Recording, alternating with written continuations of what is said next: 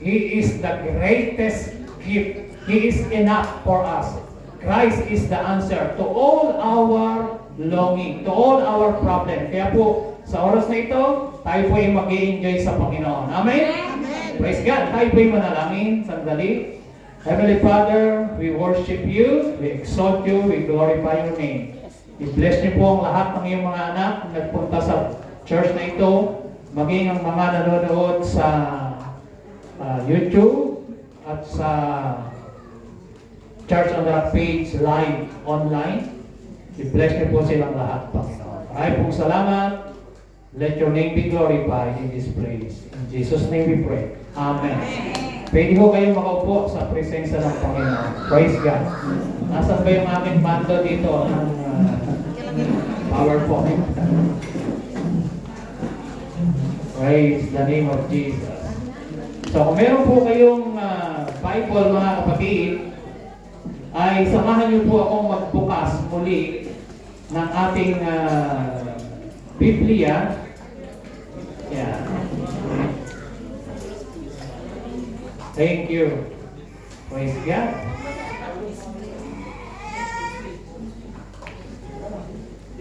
Yeah. Ang ating pong team ngayong month of December, pag-uusapan po natin isang buwan yung pag-ibig ng Diyos sa atin. Amen po ba? Hindi ko konti atang nag-amen. So month of December, ang ating team, the greatest love of all. Ang pinakadakilang pag-ibig na mas higit sa pag-ibig ng magulang sa anak, ng anak sa magulang, ng pamilya sa pamilya, o kaibigan sa kaibigan, boyfriend sa girlfriend, girlfriend sa boyfriend, pag-ibig ng tao sa kapwa, mas higit. Pag-uusapan po natin the greatest love of all. Walang iba kundi ang pag-ibig ng Diyos. Amen? Amen? Hindi po ito pwedeng tumpasan, pero ito po ang dakila na dapat po nating maintindihan, maunawaan. So one month, isang buwang pag-ibig ang pag-uusapan natin. Amen? Amen po ba? Amen. Praise God, pag-ibig ng Diyos. So ngayon pong araw na ito, ang mensahe na inilagay ng Panginoon sa aking puso is the message of Christmas. Ano po ang topic ngayon? Message. So ano po ba ang mensahe ng Pasko? Mga kapatid, listen, gusto ko po kayong makinig maigi, short message lang po ito. At kung kayo po ay nag-take note, pwede po kayo mag-take note. At kung kayo may mga Bible sa inyong iPad, sa inyo pong iPhone, sa cellphone, o ano man po yun. Huwag po tayong makipagkwentuhan sandali sa ating katabi para maunawaan po natin ang Word of God. Amen po ba? So I need your attention, full attention. Please give your full attention sa Word of God. Ayaw ng Lord ng undivided attention. Gusto niya? Full attention para maintindihan natin ang Word of God. Amen. Praise God. What is the message for today? The message of Christmas. Ano po ba ang Pasko sa inyo? What is Christmas? Sige, puro kayo mga dalagita. Ayan. Upo na, upo. Praise God. So yung pong maaari po ay mag-stay lang po muna tayo sa upuan. Sandali lang po bago po tayo. Pero walang huwag po tayong maglakad ng maglakad. Sandali lang. At mamaya po, marami po tayong time para po maglaro. At, pero sa oras po na ito, isa lang po request ko. Please. Okay. So, ang message po natin pag-uusapan, what is the message of Christmas? Ano po ba ang kahalagahan nito? So, for some people, Christmas is good for them, for the businessman, good business to businessman ang Christmas. Kasi kumikita sila ng maraming benta. Good buy to consumers. Yung mga gumagastos, talagang bili ng bili at pagkakataon nilang gumastos sa mga consumers. Great parties to party goers. Yung mga mahihilig sa party, sinasamantala pag Pasko talagang nasa loob ng mga party, mga kung saan disco na pupunta. Great gifts for everyone. May tumatanggap ng mga gifts, malaki, maliit, maganda, o anumang klase ng gifts, material, spiritual, anumang klase ng gift, tinatanggap natin pag ino-offer po sa atin. So, grand time for revelry or merry-making. Marami pong nag-aasawa pag Pasko. Alam niyo ho, ewan ko ba, maraming nagpapakasal, maraming gusto nila yung Christmas. So, kami nga po, kinasal ho kami, December 10 December 12. 14. Ay, 14.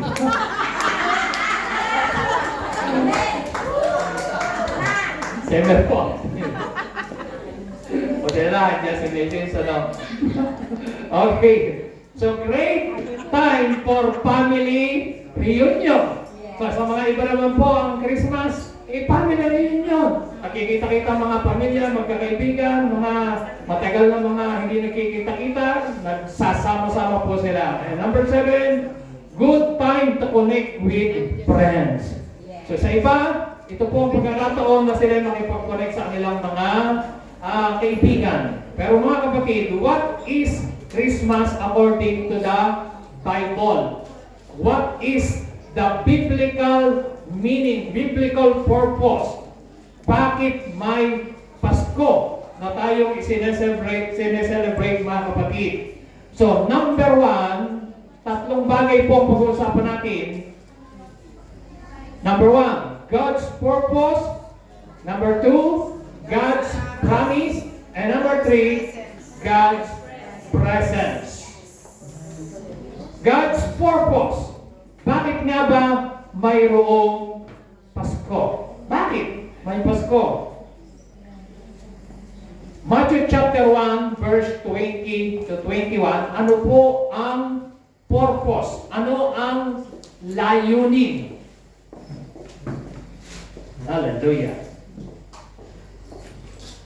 Ano po ang layunin?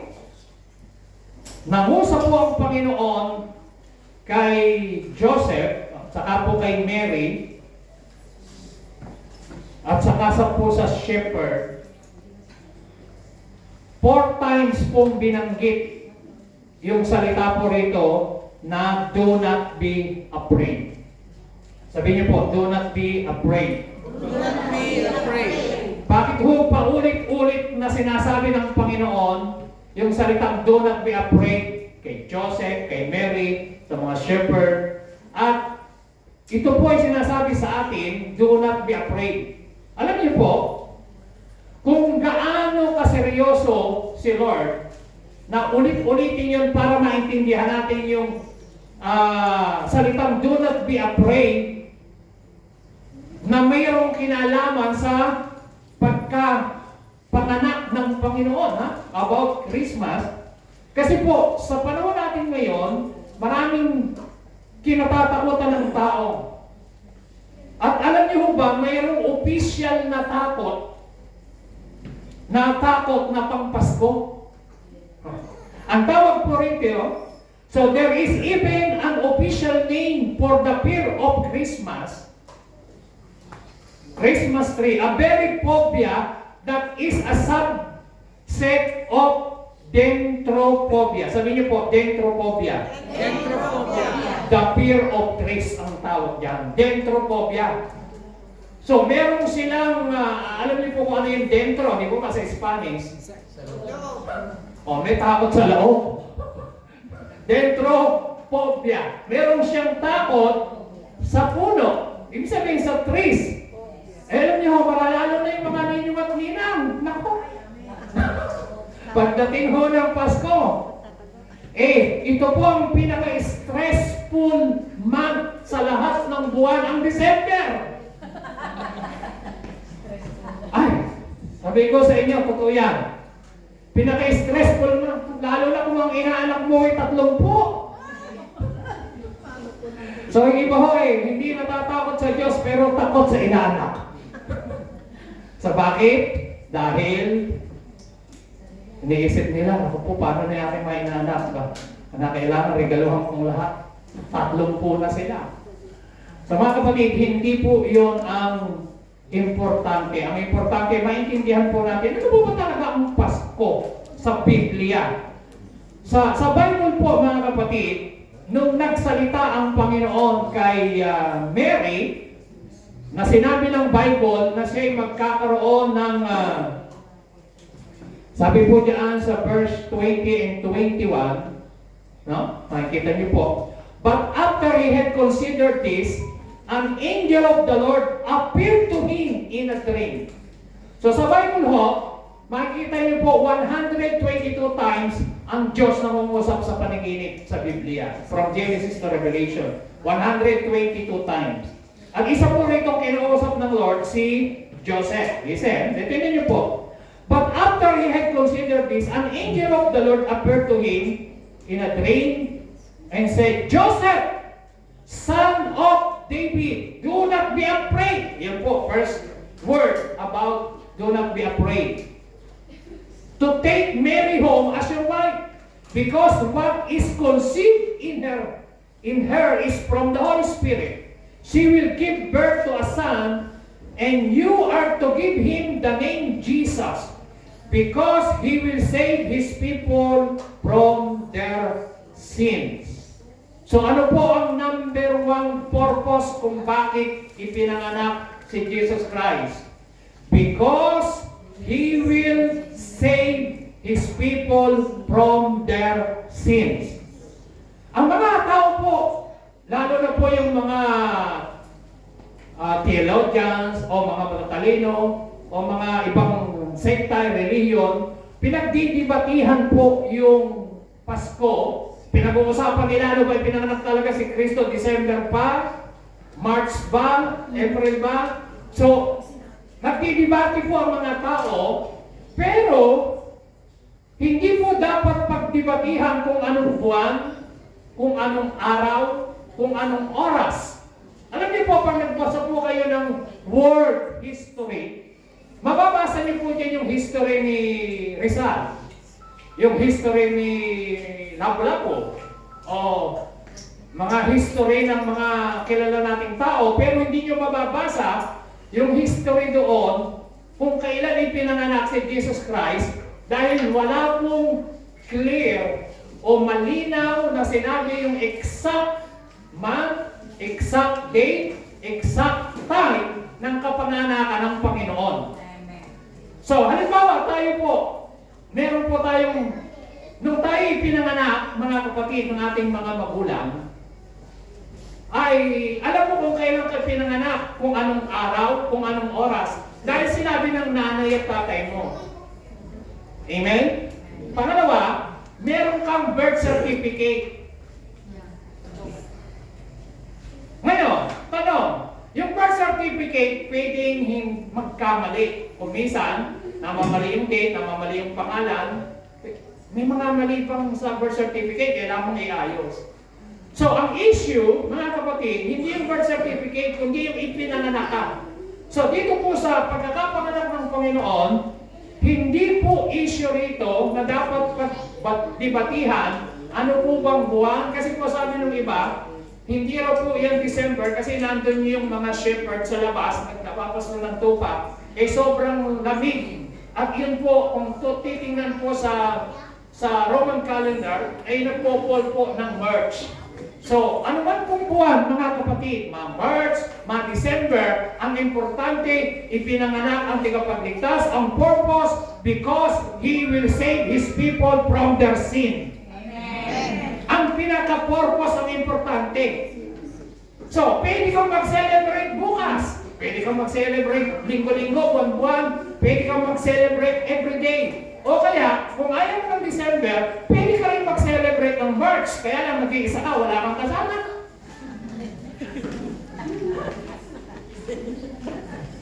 So, hindi issue kung anong buwan.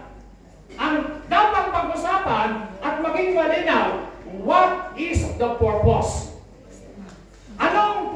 purpose kung bakit si Kristo ay pumunta sa lupa sinugo ng Ama.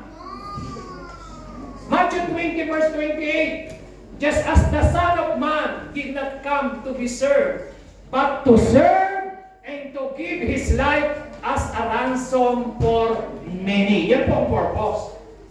Kaya ho, isinugo si Kristo at ipinanganak ni Mary at ni Joseph. Alam niyo po, yung sitwasyon ni Joseph at ni Mary ay hindi ho madali nung ginamit ng Diyos. Itong si Joseph, si Mary bilang instrumento sila, nadalo yan para maipanganak si Jesus Christ bilang magkatawang tao. Sa ancient Jew, mga kapatid, meron pong 3 stages ang pag-aasawa. Number 1, yung tinatawag na engagement. Number 2, betrothal. And number 3, marriage. At dapat nating tandaan, nung panahon na ito, itong si Joseph, nakabetroth na siya, nakapangako na siya kay Mary. At ang betrothal, mga kapatid, ginagawa po ito mga 1 taon, mga 1 year. Pag natapos na po yung betrothal na yun na tinatawag at nanatili siyang faithful, saka pa lang ho magkakaroon ng marriage. Okay, so una, engagement. Yung engagement nila, ginagawa po iyon ng kanilang mga magulang o kaya merong mga tinatawag na professional matchmaker. Bata pa lang, pinagpaparehas na sila ng mga magulang nila or mga professional matchmaker. Kasi alam nila, kilala nila ang kanilang mga pamilya. So ngayon, itong si Joseph at itong si Mary, tandaan niyo po, naka-betrothal na sila, betroth ang tawag po diyan, nakapanata na. Kumbaga, para na ho silang kasal. Ang kailangan lang ceremony, pero sila po ay naka-betroth. During the stage of betrothal, unfaithfulness was regarded the same as adultery. So ngayon, napakahirap ng sitwasyon ni Joseph, kinausap siya na yung kanyang mapapangasawa ay nagdadalang tao. Dalawang option ang pwedeng gawin ni Jesus. Ni Joseph. I-declare niya publicly na nagtaksil si Mary. Kaya lang, nakalagay sa batas, pag i-declare niya, kailangan stone to death. Babatuhin si Mary hanggang sa mamatay. Hindi niya ginawa yun. Pangalawa, ang ginawa na lang ni Joseph, iniisip niya, i-divorce niya si Mary secretly. Para walang makaalam, sekreto na lang. Pero huwag ka nung gabi na yun, kinausap siya ng angel. At ang sabi, yung pinaglilihi ni Mary ay hindi ka nasalisihan. Terminology ko na lang yan, para mas maintindihan niyo. Yung pinaglilihi ni Mary ay hindi galing sa ibang tao, kung hindi galing sa banal na Espiritu, siya ay nilukuban at dumating ang kapangyarihan at siya ay nagdalang tao sa pamagitan ng kapangyarihan ng banal na Espiritu. Amen? So, naiintindihan ngayon ni Joseph, kaya ho itinuloy niya ang pakikipagsama kay Mary. At naiintindihan niya, dahil sinabi po ng angel, nilinaw kung ano ang purpose. Ang sabi ng Bible, tingnan niyo po, because He will save His people from their sins. So si Kristo, Jesus Christ came not to live but to die for our sins. Alam niyo po ba na si Kristo ay pinanganak hindi para mabuhay, kundi para mamatay, then after 3 days, muling mabuhay mula sa mga patay at manatiling buhay mula noon hanggang ngayon at magpakailanman. Yan po ang Panginoon. So, marami pong nagpapatutuo sa Biblia ang dahilan ng pagparito ni Kristo.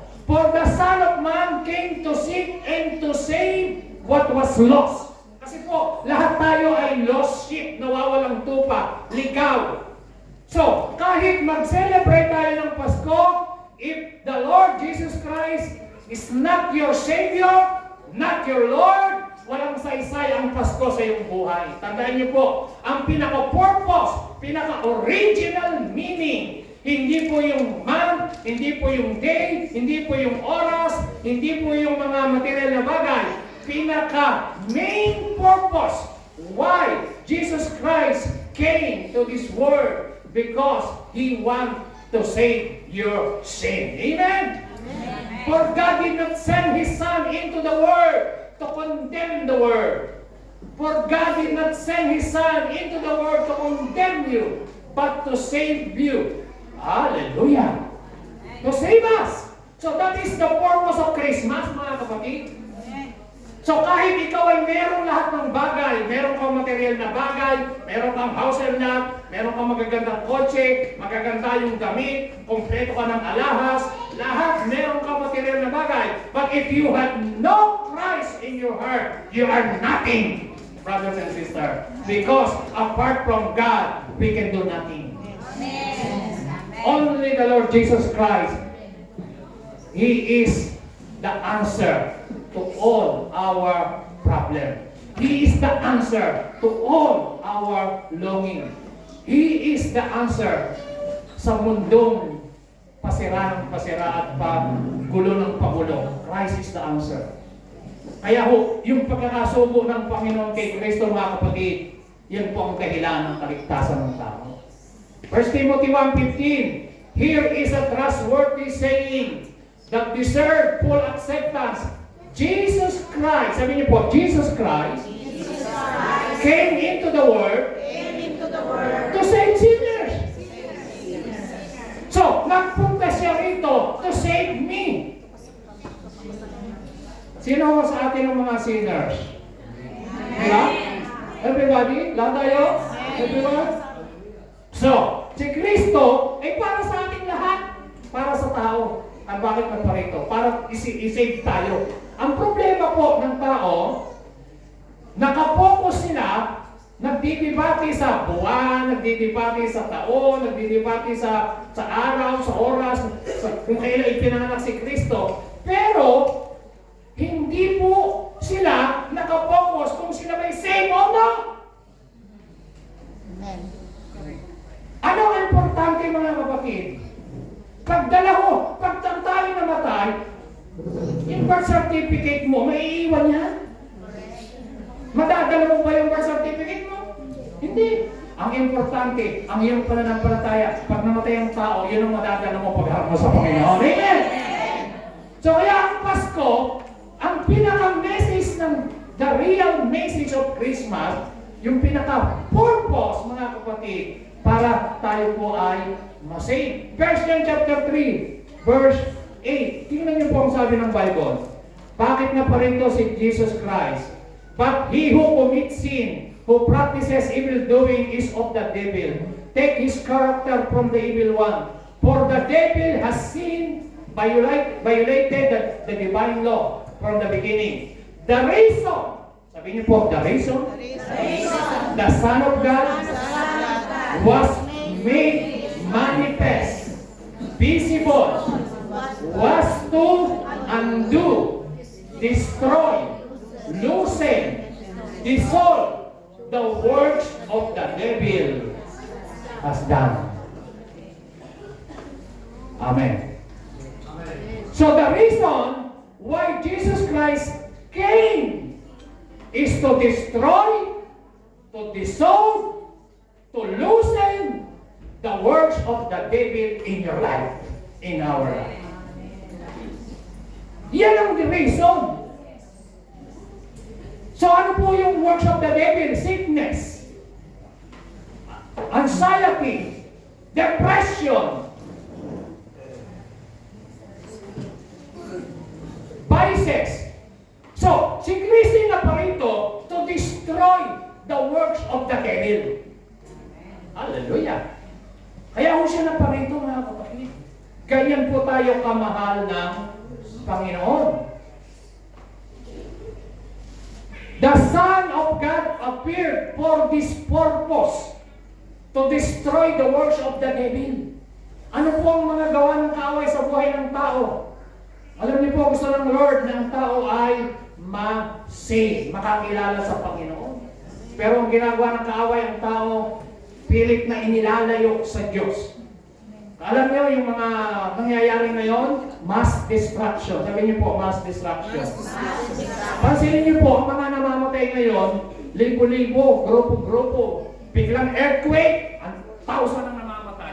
Biglang tsunami, biglang bumabaha, 1,000 ang namamatay. Biglang gera, 1,000 ang namamatay.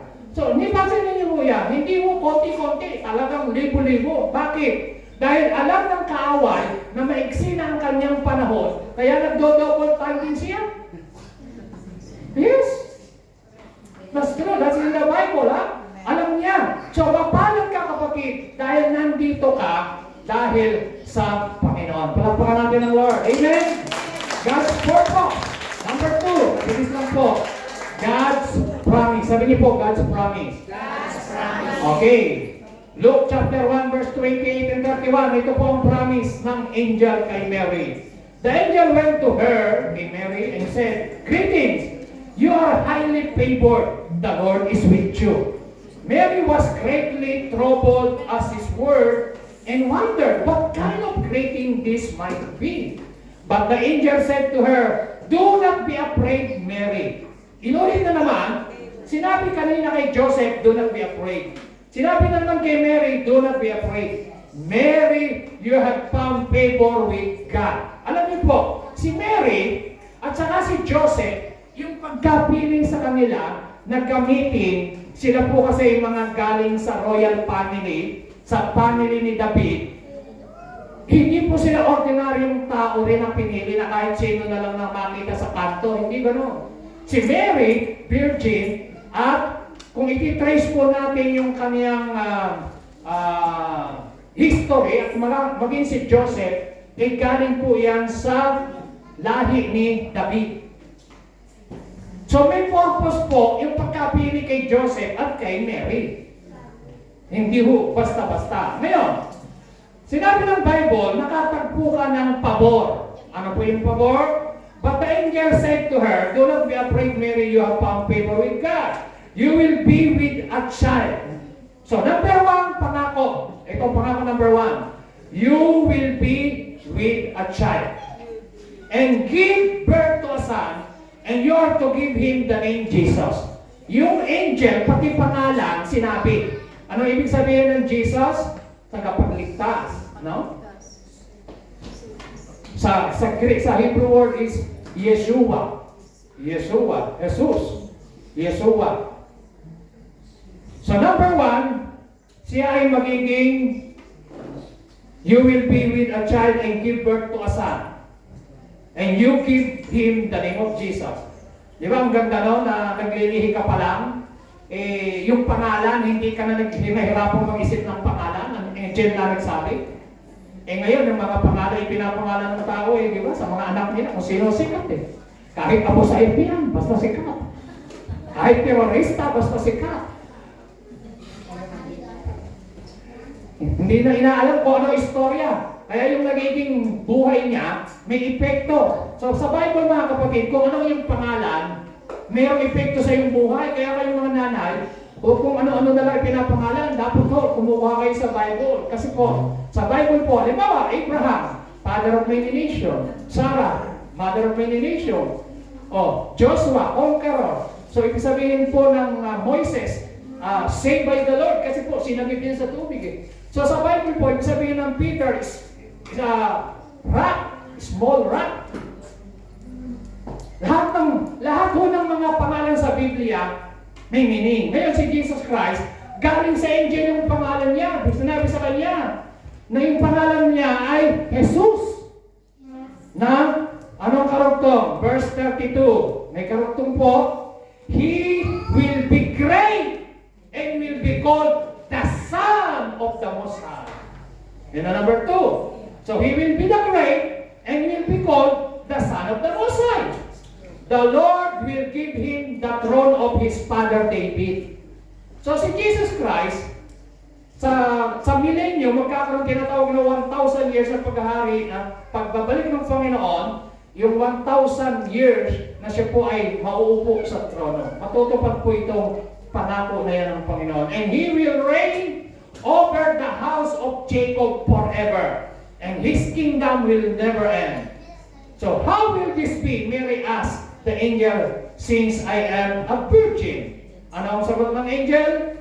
The angel answered, the Holy Spirit will come upon you, and the power of the Most High will overshadow you, so the Holy One to be born will be called the Son of God.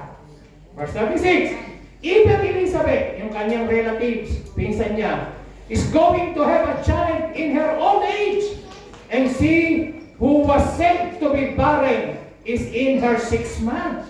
For nothing is impossible with God. So mga kapatid, ang mensahe ng ito ng angel, ito po ay pangako mula pa lamang sa Genesis chapter 3 verse 15. Balikan natin Old Testament. Pangako na yan. And sabi diyan, and I will put enmity between you and the woman, and between your seed and her seed. He shall bruise your head, and you shall bruise his heel. So, tinutukoy dyan, the woman's seed, mga kapatid, I see Jesus Christ.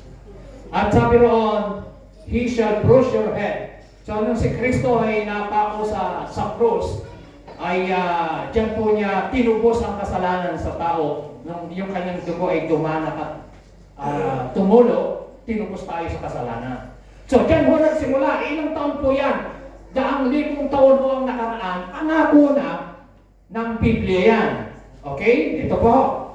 Gusto kong makita nyo na Jesus is the promise fulfilled. Sabihin niyo po, Jesus Jesus is the promise, siya po ay pangako ng mahabang panahon at siya po yung natupad. Alam niyo, according sa mga scholar, meron hong mga 300 prophecies na tupad.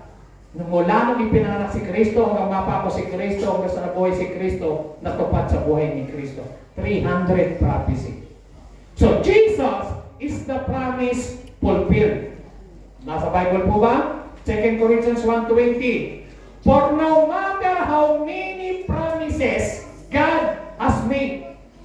So, kahit gaano karami ang pangako sa Biblia, they are yes in Christ. Ano ibig sabihin ng yes in Christ? Natupad kay Kristo. Yes in Christ. So, si Jesus Christ, mga kapatid, katuparan yan ng pangako sa Old Testament, sa panahon ni Isaiah, sa panahon ng Genesis pa lamang chapter 3 verse 15. Kung titingnan at babalikan, siya po yung promise ng Panginoon na magiging tagapagligtas. Ipapanganak siya. Hindi pa nga siya pinapanganak sa Bethlehem, sinabi na ho yan ng mga propeta kung saan lugar. Are you listening? Yes. And so through Him, through Christ, through Him, the Amen is spoken by us to the glory of God. Sa pamagitan ni Kristo. 2 Peter 1:4. And because of His glory and excellence, He has given us great and precious promises. So dahil sa pamagitan ni Kristo, binigyan niya po tayo ng great and precious promises. And these are the promises that enable you to share His divine nature and escape the world's corruption caused by human desire. At ano po yung pangako na yan? And this is what He promised us, even eternal life. So ang pangako, listen, ganito po. Si Jesus Christ, ang katuparan ng pangako, at kapag tinanggap mo si Jesus bilang Panginoon tagapagligtas, ay meron kang eternal life. Verse 11, 1 John 5:11, and this is the testimony. God has given us eternal life, and this life is in His Son. So yung palang pangako mga kapatid, sabi niyo po eternal life. Eternal life. Ano yung pangako?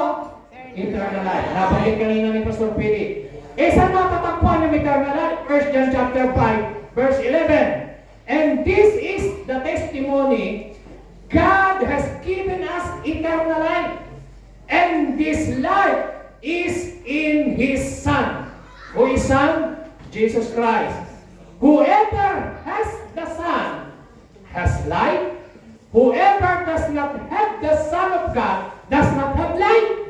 So, kapag tinanggap mo si Jesus sa iyong puso bilang Panginoon, may Kristo ka sa puso, you have eternal life. Sa Greek word po yan is zoe.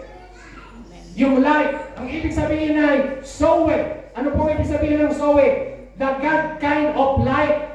The life that overcomes the world. The life that overcomes trial. The life that overcomes temptation. The life that overcomes anxiety. The life that overcomes any kinds of trials or problems ano nang ma-encounter mo. That is the eternal life. So eternal life, according to the Bible, mga kapatid, John 17 verse 3, now, this is eternal life, that they may know you, the only true God, and Jesus Christ, whom you have sent.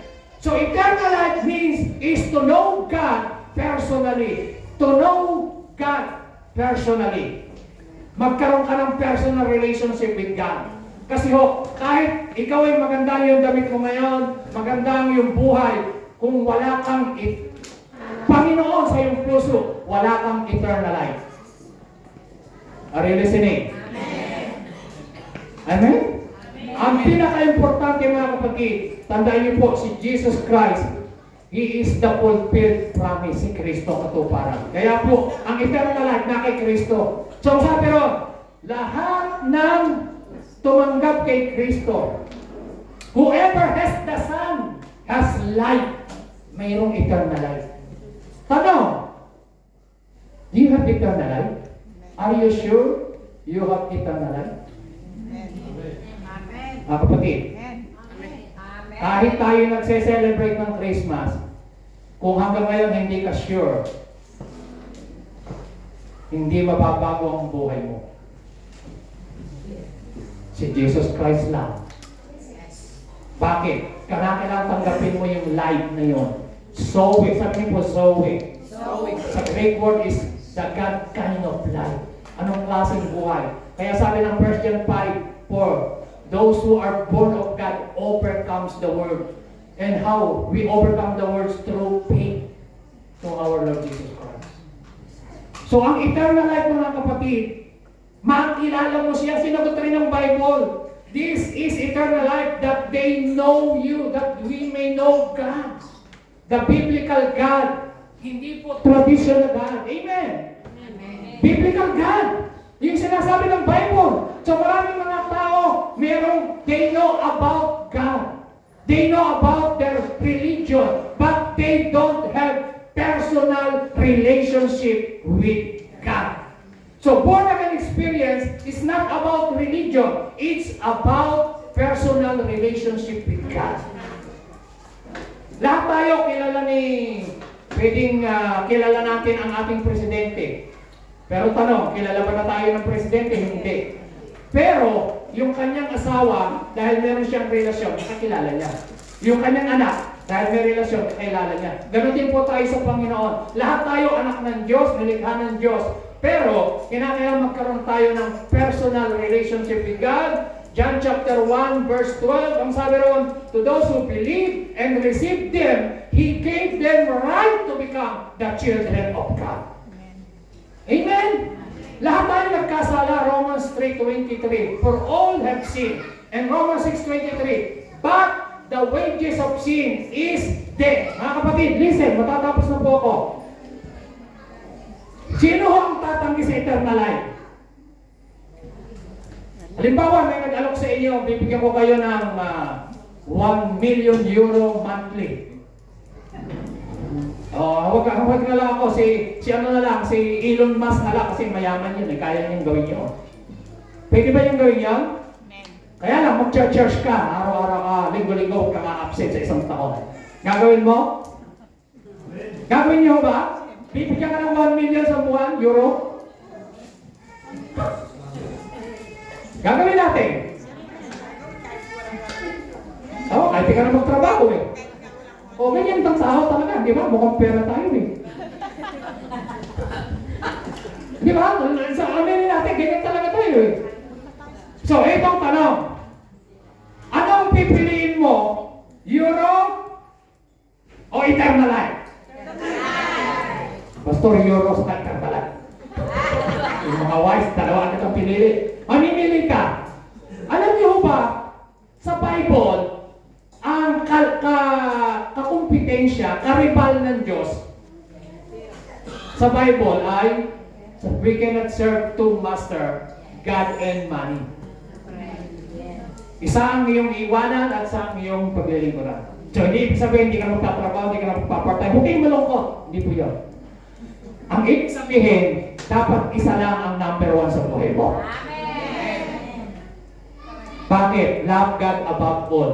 With all your heart, with all your strength, with all your soul, with all your mind. Lahat. He is, dapat siya ang mahal mo above all. Hindi po pwede pantay. Eh, Pastor, mahal ko ang Diyos, pero pantay kami ng aking, hindi ho. Kailangan laging above all ang Panginoon. So, ang eternal life, mga kapatid, matatagpuan natin sa Diyos. So, kung wala kang eternal life, ngayon, ang pinaka maganda mong gawing desisyon, ngayong araw na ito, bago po tayo maghiwa-hiwalay, kailangan isurrender natin totally ang ating buhay sa Panginoon. At magiging meaningful ang Pasko sa buhay mo, araw-araw Pasko sa mga Kristiyano. Amen? Hindi lang 27. Bakit? Araw-araw. Yung number 3, si Kristo ay nasa iyo, God's presence. Ang pangako ni Lord, I will be with you. So, matutupad po yung number 3, yung presensya ng Panginoon. Luke chapter 2, dito po kung magtatapos, verse 9-11. The angel of the Lord appeared to them, and the glory of the Lord shone around them, and they were terrified. Yung mga pastor ng tupa, nagpakitang angel. Verse 10. But the angel said to them, do not be afraid. I bring you good news of great joy that will be for all the people. Mga kapatid, what is the good news? Ano po yung good news? Sabi doon, I will bring you good news. Sabi niyo po good news. Good news. So hindi bad news ang dala ng angel, ha? Good news. Mag-iingat kayo kapag kayong kumakatok sa inyong bahay eh. Ang dalay bad news. Dapat good news. Ang good news, anong bunga? Great joy. That will be for all the people. Hindi po konti lang. All the people. So ano po yung good news? Ang good news, verse 11. Today, this is the good news. Today, in the town of David, Savior has been born to you. He is Christ the Lord. Hallelujah. Palapakan natin ang Panginoon. That is the good news. So, ang good news ng Pasko, mga kapatid, ay ang presensya ng Panginoon ay sumasa atin ngayon. Kapag tinanggap mo siya, hallelujah. Sabi po ng Isaiah 7 verse 14, therefore, the Lord Himself, prophecy po ito, wala pa si Kristo. Ito yung sinasabi ko. The Lord Himself will give you a sign. The virgin will be with child, will give him to a son, and will call him, ano tawag? Emmanuel. Sabi niyo po, Emmanuel. Eh, ano ibig sabihin ng Emmanuel? Emmanuel, God is with us. Natupad yan. Matthew chapter 1 verse 23, natupad. The virgin will be with child, will give birth to a son, and they will call him Emmanuel, which means, ano ibig sabihin? God with us. Hallelujah. Good news, mga kapatid. Ito po. So the moment you surrender your life to God, the moment you open up your heart and you receive the Lord as your personal Savior and Lord, The Bible says, I will never leave you nor forsake you anymore. Amen! Because He is Emmanuel with you na. God is with you at saka pumunta. Sabi mo, God is with me. Sabi mo sa katabi mo, God is with you. Sabi mo, He is Emmanuel. So, God's presence, mga kapatid, ang solusyon ngayon, nung si Kristo namatay, akala ho ng demonyo tapos na ang laban. Hindi niya wala. After 3 days na buhay, ha? At nung siya po ay nabuhay, umakyat sa naupo sa kanan ng Ama. Alam ang ginawa ng Panginoon? Isinugo niya ngayon ang Holy Spirit. So, kaya nga, nagtatagumpay tayo ngayon through the Holy Spirit living in you and me. So, we overcome through the Holy Spirit. 1 John 4:4, greater is He, the Holy Spirit, now that is in you, than Satan that is in the world. So kaya mga kapatid, God is with us. God is with you. Yan ang ibig sabihin ng Emmanuel, na siya ay tinanggap ngayon. Wala na si Kristo physically, hindi na natin sa kasama. Pero ang sino kasama natin ngayon? Ang Holy Spirit. God is with you. Ano sabi ng Panginoon? Hindi kita iiwanan, hindi kita pababayaan. So mga kapatid, so sa panahon ng iyong takot, sa panahon ng iyong problema, ano bang sitwasyon ang kinakaharap mo ngayon? Problema sa pinansyal, problema sa anak, problema sa asawa, problema sa pamilya, o problemang mental. Ano ba ang kinakaharap mo? Tandaan mo mga kapatid, ang pangako ng Diyos, number 3, the Lord is with you. Dumaan ka man sa apoy, hindi ka masusunog. Dumaan ka man sa tubig, hindi ka malulunod because the Lord is with you. Amen! So in times of trouble, the Lord is with you. In times of fear, the Lord is with you. In times of anxiety, the Lord is with you. In times of problem, the Lord is with you. In times of persecution, the Lord is with you. In times of suffering, the Lord is with you. The Lord is with you, brothers and sisters. He is Emmanuel. Amen!